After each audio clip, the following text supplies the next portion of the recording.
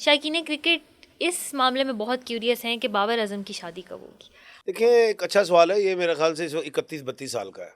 बाबर आजम 1/12 के खाने का मालिक है। अभी मुझे 2 महीने पहले किसी शादी में मिला। मैंने कहा यार बेटा आप अच्छा खेल रहे हैं और ये हमने पेशन गोई की थी कि आपके बल्ले से अब रन निकलेंगे।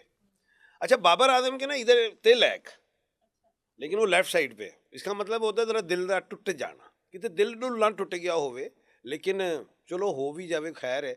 इस साल ओदा विआह होना चाहिए बाबर आजम दा। अगर इस साल 2026 में शादी ना हुई तो बाबर साहब, बाबर आजम तो गयो 3 साल डिले जी।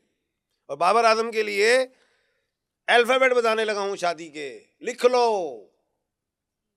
एस में हो सकती है, एन में हो सकती है, डब्ल्यू में हो सकती है, जेड में हो सकती है। ये 4 अल्फाबेट बता दी हैं। लेकिन बाबर बी से है तो बी से शादी नहीं होनी चाहिए।